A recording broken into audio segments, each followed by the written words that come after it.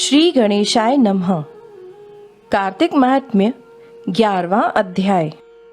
एक समय जब समुद्र का पुत्र जलंधर अपनी स्त्री वृंदा के सहित असुरों से सम्मानित हो सभा में बैठा था, तभी गुरु शुक्राचार्य वहां पहुंचे, जिनके तेज से सब दिशाएं प्रकाशित हो गईं। तब गुरुजी को आता देखकर असुरों सहित सागर पुत्र ने उठकर बड़े आदर से उन्हें प्रणाम किया।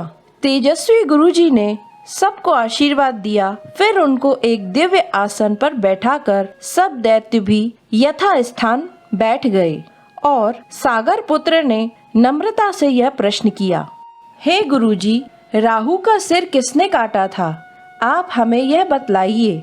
इस पर श्री शुक्राचार्य जी ने विरोचन पुत्र हिरण्यकश्यप और उसके धर्मात्मा पौत्र का परिचय देकर देवताओं और असुरों द्वारा समुद्र मंथन की संक्षेप में सब कथा कहकर यह बतलाया कि जब समुद्र से अमृत निकला तो उसे देव रूप बनाकर राहु भी पीने बैठ गया। इस पर इंद्र के पक्षपाती भगवान विष्णु ने राहु का सिर काट डाला। यह सुनने के साथ ही जलंधर के नेत्र लाल हो गए और उसने बड़ा क्रोध किया। फिर अपने धस्मर नामक दूत को बुलाकर गुरु का कहा हुआ सारा वृत्तांत सुनाया और आज्ञा दी कि तुम शीघ्र ही इंद्रपुरी में जाकर इंद्र को मेरी शरण में लाओ। धस्मर जलंधर का बड़ा निपुण दूत था।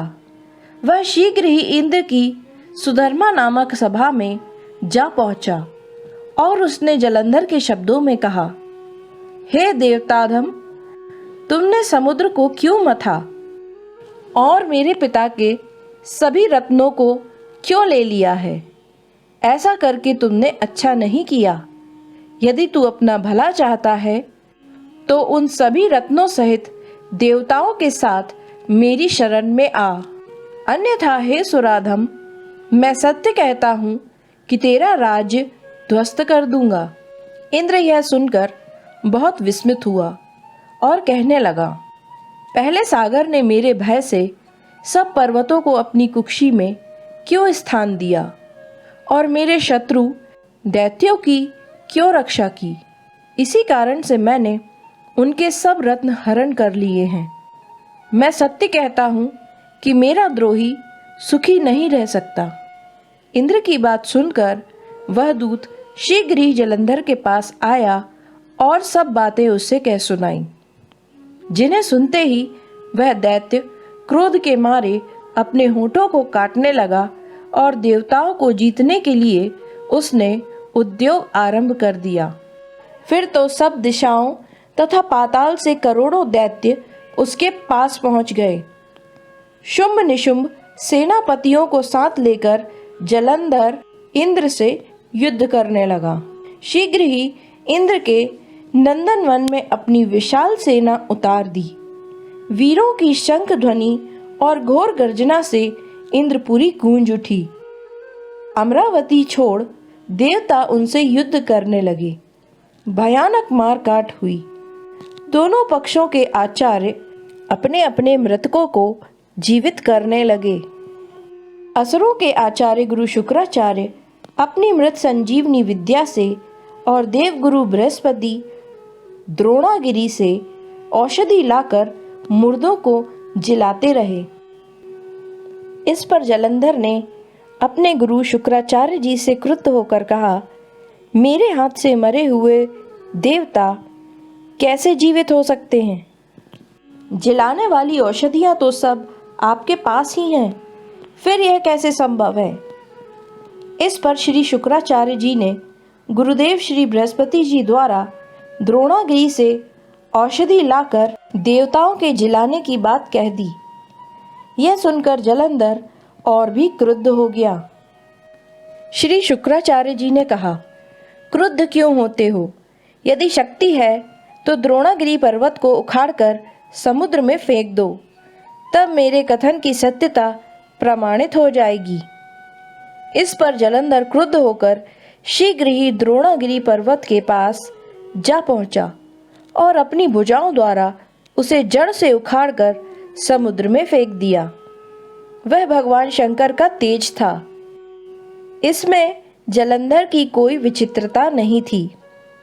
इसके पश्चात यह सागर पुत्र युद्ध भूमि में आकर बड़े वेग से देवताओं का संहार करने लगा।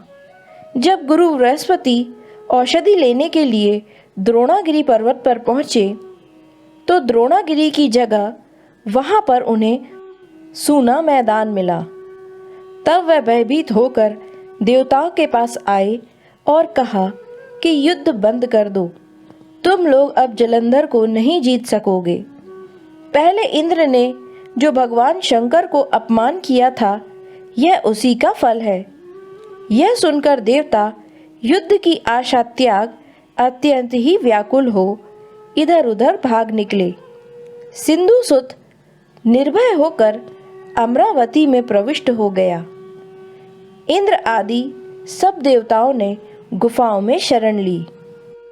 इस तरह कार्तिक महात्म्य का 11वां अध्याय पूर्ण हुआ।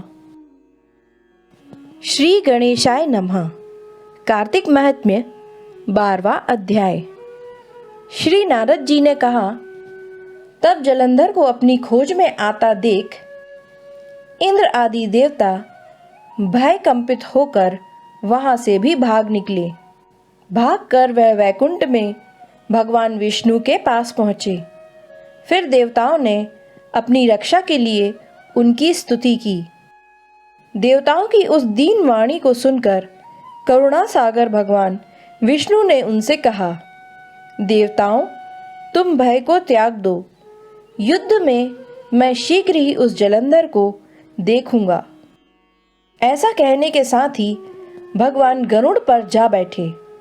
तब देवताओं सहित उन्हें युद्ध क्षेत्र की ओर प्रणाय करते देख समुद्र तनया श्री लक्ष्मी जी के नेत्रों में जल भर आया और उन्होंने कहा, हे नाथ, यदि मैं सर्वदा आपकी प्रिय हूँ और भक्त हूँ तो मेरा भाई आपके द्वारा युद्ध में कैसे मारा जाना चाहिए।